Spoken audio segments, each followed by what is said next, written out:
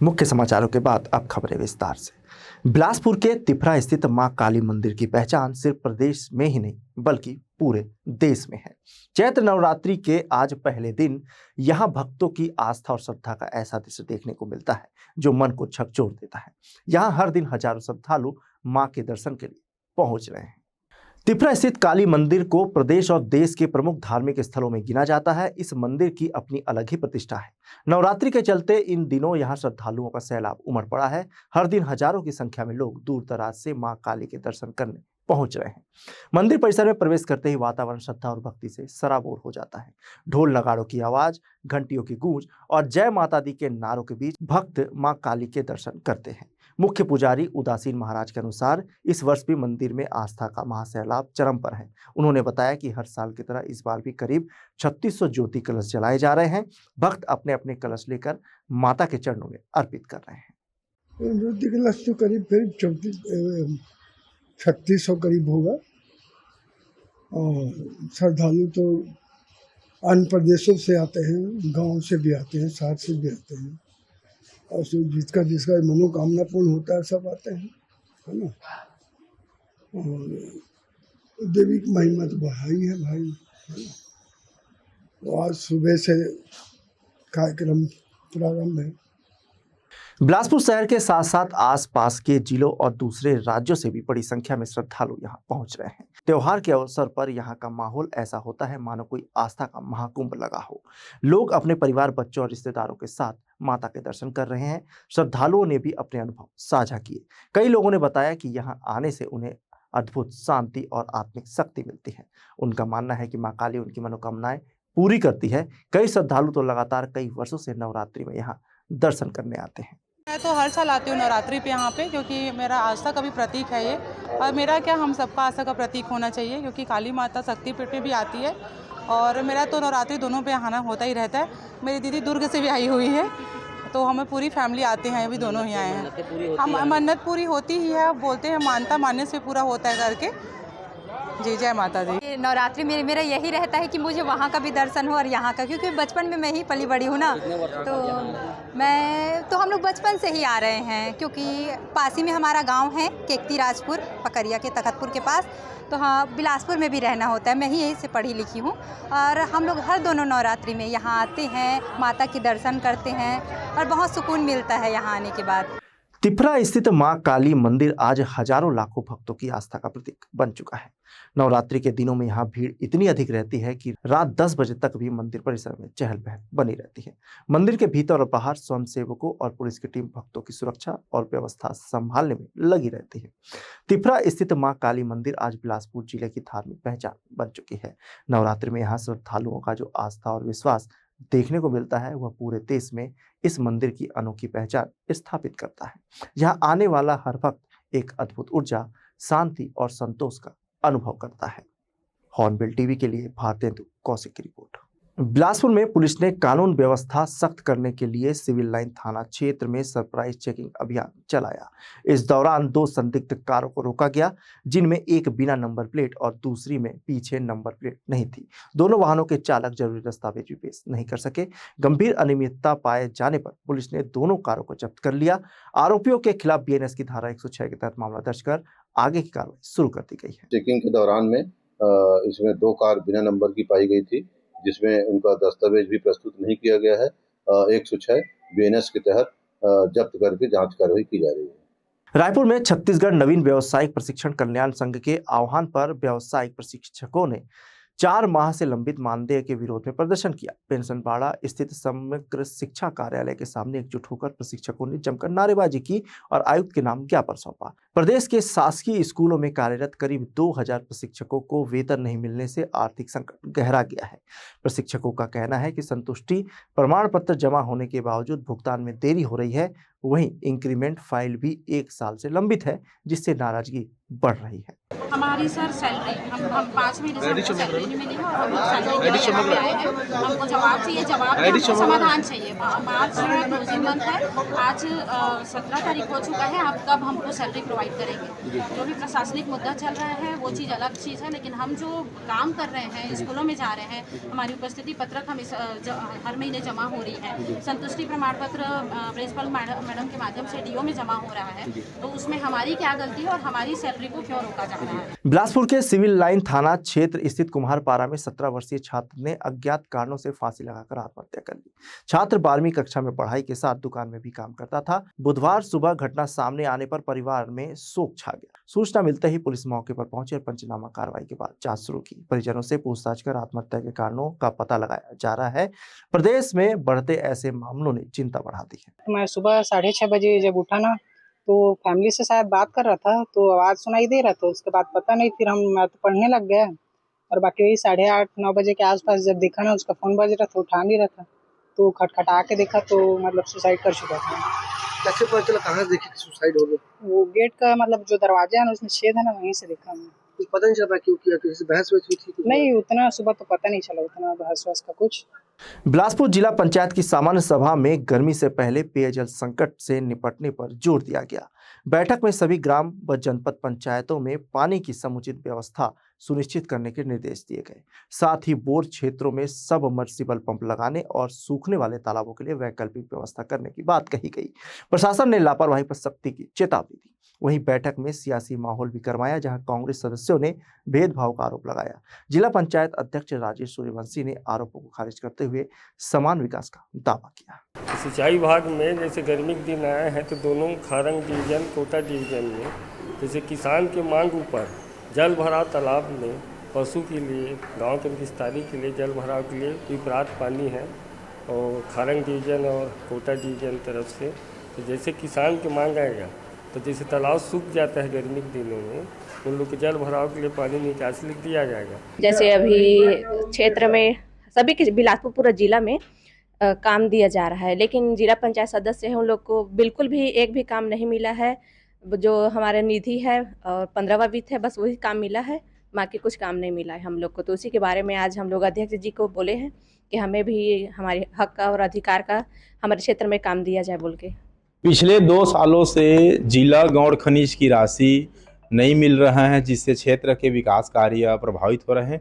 हम मांग करते हैं शासन प्रशासन से, हमने बैठक में भी नोट करवाया इस बात को कि जिला गौड़ खनिज की राशि जारी किया जाए ताकि क्षेत्र में विकास कार्य हो सके। हमारा पहला मांग था कि 2025-26 का आय व्यय और मनरेगा से जितना भी कार्य हुआ है उसका डिटेल, कितना काम कौन से पंचायत में गए, 4 ब्लॉक का मांगा गया है। उसी संबंधी में डीएमएफ का भी जितना आंगनबाड़ी पास हुआ है उसका, और मुक्तिधाम और क्या बोलते हैं पंचायत भवन का जितना भी 4 ब्लॉक में गया है उसका जानकारी मांगे गए है। और जो भी यह पक्षपात हो रहा है उसके बारे में चर्चा हुआ कि कार्य सभी सदस्य बराबर है, सभी सदस्यों को बराबर काम मिलना चाहिए। जैसा कि विधायक लोग को बराबर दिया जाता है, वैसे ही हम लोगों को भी दिया जाए। बिलासपुर में जिला पंचायत की सामान्य सभा उस वक्त चर्चा में आ गई जब बैठक के दौरान जिलाध्यक्ष राजेश सूर्यवंशी और सदस्य दामोदर कांत के बीच तीखी नोकझोंक हो गई। महिला एवं बाल विकास विभाग की समीक्षा के दौरान अधूरी जानकारी पेश होने पर कांत ने सवाल उठाए, जिस पर विवाद बढ़ गया और आरोप प्रत्यारोप शुरू हो गए। कुछ समय के लिए हंगामे जैसी स्थिति बन गई। हालांकि बाद में माहौल शांत कर बैठक जारी रखेगी। अधिकारियों को अलग बैठक में पूरी तैयारी के साथ आने के निर्देश दिए गए। मामले ने शहर में चर्चा भी बटोरी। अब सदन है, सदन में नोकझोंक होना स्वाभाविक है। कुछ सवालों को लेकर हमेशा सदन में नोकझोंक होते रहता है, कोई आम बात नहीं है। विधानसभा, लोकसभा, जिला, जनपद में होते रहता है कुछ मांगों को लेकर, उसमें कोई दिक्कत नहीं है। रायगढ़ नगर पालिक निगम ने वित्तीय वर्ष समाप्ति से पहले बकाया वसूली को लेकर सख्ती बढ़ा दी है। निगम ने टास्क फोर्स बनाकर कई दुकानों और जिंदल रोड स्थित एक पेट्रोल पंप को सील किया। अधिकारियों के अनुसार बार बार नोटिस देने के बावजूद करीब 10 लाख रुपए की बकाया राशि जमा नहीं की गई थी। कुछ बकायादारों के पास पर्याप्त संपत्ति होने के बावजूद भुगतान नहीं किया गया। कार्रवाई के तहत संबंधित प्रतिष्ठानों को सील किया गया। निगम के राजस्व अधिकारी हरिकिशन लकड़ा ने कहा कि बकाया वसूली के लिए ऐसी कार्रवाई आगे भी जारी रहेगी। जी हाँ, अभी हमारे वित्तीय वर्ष की समाप्ति में हमारे राजस्व वसूली को लक्ष्य को आधार मानते हुए जितने भी बड़े बकायादार हैं इसके हमारे कमिश्नर सर के आदेश और निर्देशानुसार जितने भी बड़े बकायादार हैं उनका 175 किट्टीवार जारी किए हैं और जब जमा नहीं कर रहे हैं तो सीलबंदी तालाबंदी की कार्रवाई कर रहे हैं। जगदलपुर नगर निगम की सामान्य सभा की बैठक हंगामेदार रही, जहां नेता प्रतिपक्ष राजेश चौधरी और महापौर संजय पांडे के बीच तीखी बहस हुई। पार्किंग और दुकान आवंटन के मुद्दे पर शुरू हुआ विवाद आरोप प्रत्यारोप में बदल गया। चौधरी ने जानकारी न देने और भ्रष्टाचार के आरोप लगाए, वहीं महापौर ने आरोपों को खारिज करते हुए कहा कि प्रस्ताव सर्वसम्मति से पारित हुए हैं। बैठक के दौरान पक्ष विपक्ष के बीच जमकर हंगामा हुआ। कांग्रेस पार्षदों ने भेदभाव का आरोप लगाया, जबकि महापौर ने सही वार्डों में समान विकास के कार्य होने का दावा किया है। विपक्ष के साथियों ने भी हमारा साथ दिया और बहुत सारे विषय को सर्वसम्मति से पास किया है। कुछ विषय में राजनीतिक कारणों से उनका विरोधाभास है।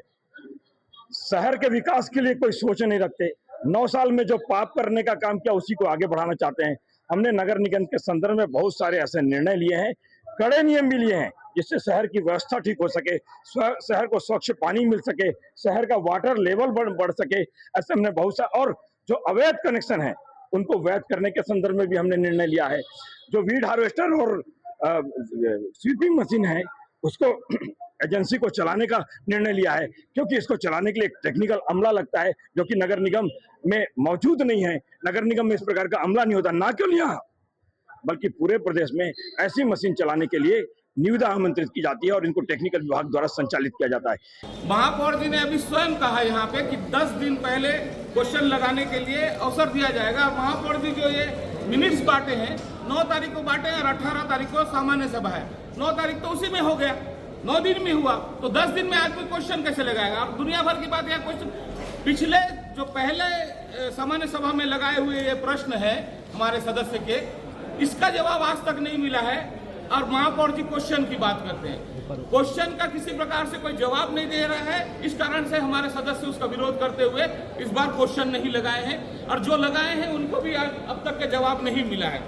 और ये जो विषय आज एजेंडा आया है, इस एजेंडा में जो जनहित के मामले हैं उसमें विपक्ष ने हमने अपनी सहमति दी है, परंतु जिसमें जनहित का मामला नहीं है, महापौर जी और उनकी टीम का स्वहित का मामला है, उसमें हमने कोई सहमति नहीं दी। जिसमें 7 नंबर का विषय विशेषकर मैं आपको बताना चाहूँगा। 7 नंबर के विषय में 2 दुकानों की रेट आई है, इसमें बहुत कम रेट आया है। जिस हिसाब से ये है 23 लाख की दुकान है, 26 लाख 3 लाख का मात्रा है, जबकि इसके पीछे जस्ट अनारक्षित वाला जो दुकान है उसमें 6 लाख की जगह 15 लाख रुपए आया है। तो हमने सदन से आग्रह किया कि इसे, क्योंकि ये पहली निविदा है, पुनः निविदा लगाया जाए, परंतु एक तरफा बहुमत की दादागिरी से इसे पास किया गया, क्योंकि इसमें उनका स्वहित का मामला है, उनका स्वार्थ का मामला है। इस प्रकार से सदन नहीं चलता, और सदन की ऐसी बहुमत की दादागिरी हम बिल्कुल बर्दाश्त नहीं करेंगे। सभी विषयों में आपने देखा है, पूरी जनता ने देखा है कि जो जनहित का मामला है उसमें हमने पूरा सहयोग किया, परंतु इनके स्वहित के मामलों में हम कभी भी सहयोग नहीं करेंगे और भविष्य में भी नहीं करेंगे।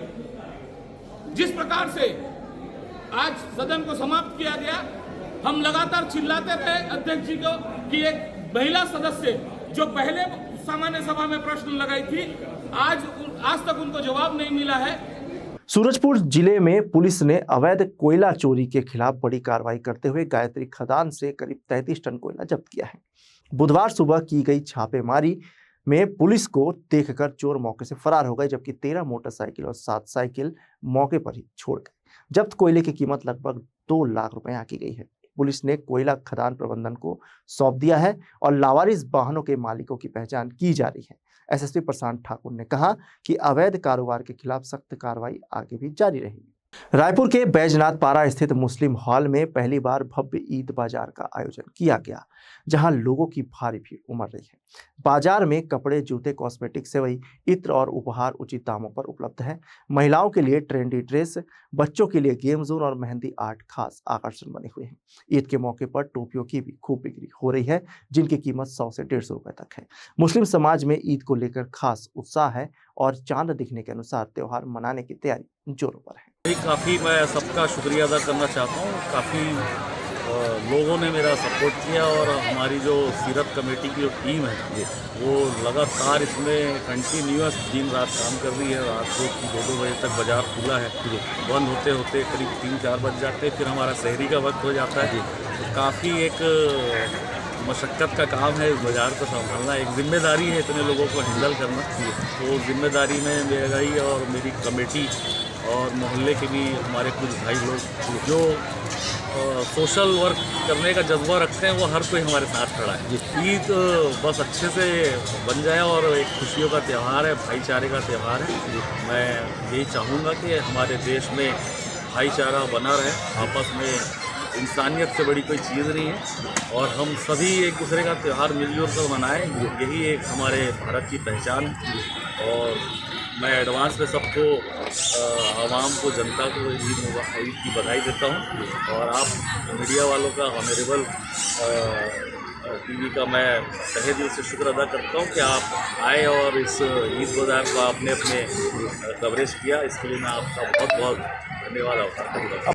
ईद बाज़ार में हम लोगों ने कोशिश किया है कि जैसा अब हाल ही में आपने देखा कि फुटकर व्यापारी लोगों को बहुत तकलीफें आ रही है, रोड में नगर निगम का बहुत अभी कार्रवाइयाँ चल रही है, तो उसमें बेचारे जो फुटकर व्यापारी उनके पास कोई व्यापार अभी बचा नहीं। तो उसके लिए हम लोगों ने ईद की खुशियों को बढ़ाने के लिए और उनको समायोजित करते हुए एक अच्छा कार्यक्रम हमने ईद बाज़ार के नाम से किया है। वहाँ हर प्रकार के दुकानें और हर प्रकार के लोगों को हम लोग इंट्रोड्यूस किए हैं ताकि लोगों को एक जगह बड़ी सुरक्षा और सिक्योरिटी के साथ खरीदी कर पाए। बाजार में सबसे अच्छी चीज ये है कि सभी प्रकार के लोग आ रहे हैं और मतलब उसमें ऐसा नहीं कि सिर्फ निचले तबके के लोग आके खरीदी करें, एक अच्छे स्टैंडर्ड फैमिली के लोग भी वहां पर आ रहे हैं। एक अच्छे रेट में और अच्छे सामानों का हम लोगों ने संग्रह किया है वहाँ, तो अच्छी खरीदी हो रही है वहां पर। आप सभी को ईद की पहले तो अग्रिम बधाई और पूरे प्रदेश में एक शांति और एक अच्छे सौहार्द का माहौल रहे, एक अच्छी पहल करके हमने कोशिश की है कि शासन प्रशासन की भी मदद की जाए।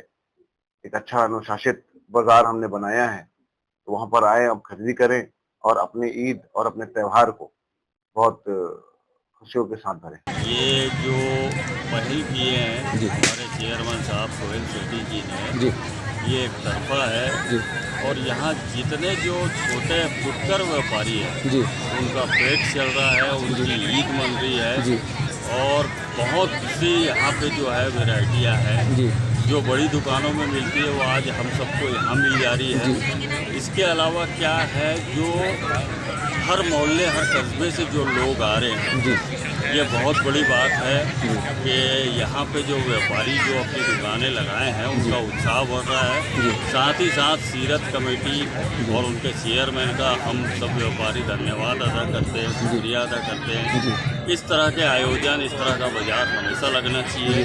इससे क्या है, तमाम जो प्रताड़ित लोग हैं, जो नगर निगम द्वारा जो हटाया गया है, उनको रोजगार मिल गया, उनके घर में भी चूल्हा जल रहा है, उनकी भी ईद मन रही है। पहली बार हुआ है, हम चाहेंगे कि हर साल हुए, तो हम भी चाहेंगे कि जितने बाजार लगे हैं यहाँ पर सब लोग खुश हैं और सब पहले दिन से अच्छा मार्केटिंग करें। बिलासपुर के चकरभाटा स्थित बिलासा हवाई अड्डे में उड़ानों के लिए खतरा बने सीआरओ को वन विभाग और कानन पेंडारी जू की टीम ने सफल रणनीति से खदेड़ दिया है। एयरपोर्ट प्रबंधन की सूचना पर पहुंची 10 सदस्यीय टीम ने सीआरओ को पकड़ने के बजाय झाड़ियों में हल्की आग लगाकर और घेराबंदी कर बाहर भगाया। घबराए सीआरओ बाउंड्री वॉल के नीचे बने छेद से बाहर निकल गए, जिसे बाद में बंद कर दिया गया। लंबे समय से सफाई नहीं होने के कारण झाड़ियां उनका ठिकाना बन गई थी। करीब 6-7 घंटे की मशक्कत के बाद राहत मिली। अब नियमित निगरानी पर जोर दिया जा रहा है। बिलासपुर के 36 मॉल स्थित सिनेमैक्स में फिल्म धुरंधर 2 के प्रीमियर शो में देरी को लेकर दर्शकों ने जमकर हंगामा किया। शाम 5 बजे का शो तय था, लेकिन फिल्म की प्रिंट समय पर नहीं पहुंचने से करीब 1 घंटे तक प्रदर्शन शुरू नहीं हो सका। लंबे इंतजार से नाराज दर्शक बाहर निकल आए और टिकट के पैसे वापस करने की मांग करने लगे। कुछ लोगों ने प्रीमियर शो के नाम पर अधिक शुल्क वसूली का आरोप भी लगाया। सिनेमा प्रबंधन ने तकनीकी कारण बताया, लेकिन तब तक माहौल तनावपूर्ण हो गया। बाद में स्थिति को शांत कराया गया। बिलासपुर में 20 मार्च को भगवान झूलेलाल की भव्य शोभा यात्रा मनीष लाहोरानी के नेतृत्व में निकाली जाएगी। कोर्ट के फैसले के बाद सिंधी समाज में उत्साह और बढ़ गया है। 53 वर्षों से चली आ रही इस परंपरा को इस बार और भव्य बनाने की तैयारी की जा रही है। हाल ही में न्यायालय ने भी मनीष लाहोरानी को अध्यक्ष मानते हुए उनके नेतृत्व में रैली निकालने के निर्देश दिए हैं। शोभा यात्रा में आकर्षक झांकियां, भक्ति संगीत और बड़ी संख्या में श्रद्धालु शामिल होंगे। आयोजन को लेकर समाज के पदाधिकारियों ने सभी लोगों से शामिल होकर इसे ऐतिहासिक बनाने की अपील की है। आप सभी का धन्यवाद करता हूँ। सिंधी युवक समिति जो पिछले 53 वर्षों से भगवान झूलेलाल के अवतरण दिवस में शोभा यात्रा निकाल रही है, उस विषय में हमारे पूर्व अध्यक्ष द्वारा कोर्ट के समक्ष एक वाद दायर किया गया था, जिसमें अपने आप को उन्होंने अध्यक्ष बताया था। इसका पूर्व में भी माननीय न्यायालय द्वारा मनीष लाहोरानी अध्यक्ष सिंधी युवक समिति के पक्ष में स्थगन आदेश दिया गया था, जो कि आज तक है। फिर भी उनको ऐसा लग रहा था कि बहुत समय हो गया, वो आपकी अवधि 6 माह की थी, खत्म हो चुकी थी, जबकि कोर्ट ने स्पष्ट लिखा था 6 माह तक या वाद का निराकरण होने तक।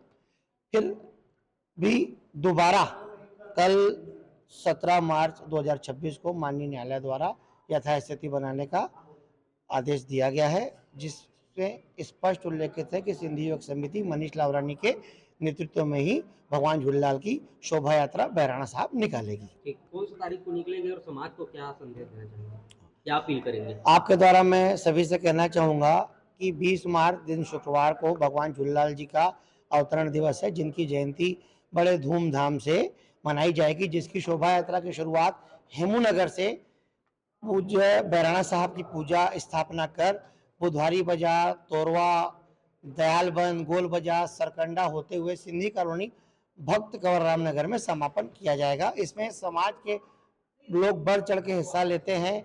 विभिन्न प्रकार की झांकियां निकाली जाती है, सिंधी नृत्य किया जाता है, समाज का अच्छा संदेश दिया जाता है। मैं आपके माध्यम से सभी सर्व समाज को आमंत्रित करता हूं कि आएँ, उस दिन भगवान झूलेलाल जी की शोभा यात्रा का दर्शन करें, प्रसाद लें और खुशियां मनाएं। जय झूलेलाल। झूलेलाल सभई चो झूलेलाल। पूज्य सिंधी सेंट्रल पंचायत, सर्व सिंधी समाज, 17 वार्ड की पंचायत एवं महिला विंग, युवा विंग के तत्वाधान में हमारे भाई मनीष लाहोरानी की अध्यक्षता में सिंधी युवक समिति के इस बार भव्य जुलूस झांकी निकाली जाएगी, शोभा यात्रा, जिसमें सब सहयोगी है, सेंट्रल पंचायत और सर्व समाज, 17 वार्ड की पंचायत, महिला विंग, युवा विंग और पूरा सिंधी युवक समिति के अंतर्गत में झांकियां कल से 20 तारीख को निकाली जाएंगी। समाज के सर्व सिंधी समाज से एक अपील है कि सब बढ़ चढ़ के इस शोभा यात्रा में शामिल हो और अपने सिंधित्व का परिचय दें और एकजुटता का परिचय दें। सिंधी युवक समिति मनीष लाहोरानी 14 अगस्त को अपनी कार्यक्रम की घोषणा किया था और सेंट्रल पंचायत हमारी सबसे सर्वोपरि पंचायत है, उसने भी उसको अध्यक्ष पद का सम्मान दिया है।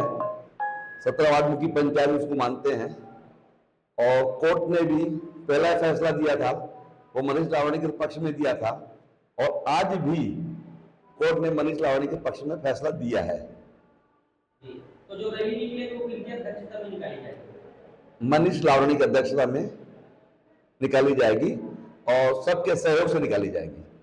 सिंधी युवक समिति विगत 53 वर्षों से झूलेलाल जी की रैली जुलूस निकालते हैं। इस वर्ष भी उनके नेतृत्व में झूलेलाल साईं का जुलूस तोरवा हेमूनगर से निकलेगा, जिसमें सर सिंधी समाज के पूरे लोग एकत्रित होके शामिल होके, चाहे कोई भी हो, सिंधी युवक टीम हो, चाहे वो सेंट्रल पंचायत का पदाधिकारी हो, चाहे युवा विंग का हो, चाहे महिला विंग का हो, सब उसमें एकत्रित होके समाज में एकजुटता का परिचय देंगे। और ये जो हमारा जुलूस निकलेगा वहाँ से बंधवापारा हेमूनगर से, इसमें सब बच्चे, बूढ़े, महिलाएं सब शामिल होके सब झूलेलाल साईं के जन्म उत्सव की खुशी मनाएंगे। 20 मार्च को ये जुलूस निकलेगा हेमूनगर बंधवापारा से और सिंधी कॉलोनी में इसका समापन होगा। और मैं सबसे अपील करता हूँ कि सब इस जुलूस में शामिल हो, क्योंकि ये हमारे इष्ट देवता भगवान वरुण देव के अवतार है झूलेलाल साईं, उनका जन्म उत्सव है जो कि 20 मार्च को शुक्रवार के दिन पड़ रहा है। तो मैं सबसे निवेदन करता हूँ, आग्रह करता हूँ कि इस जुलूस में शामिल हो और भगवान का आशीर्वाद लें। और भगवान का आशीर्वाद लेने से हमारे घर में सुख शांति आती है, हमारे घर में बरकत होती है, भंडारा सबका भरपूर होता है। सब आके तो भगवान का आशीर्वाद लें और प्रसाद करें। आज के बुलेटिन में बस इतना ही। मुझे दीजिए इजाजत। देखते रहिए हॉर्नबिल टीवी।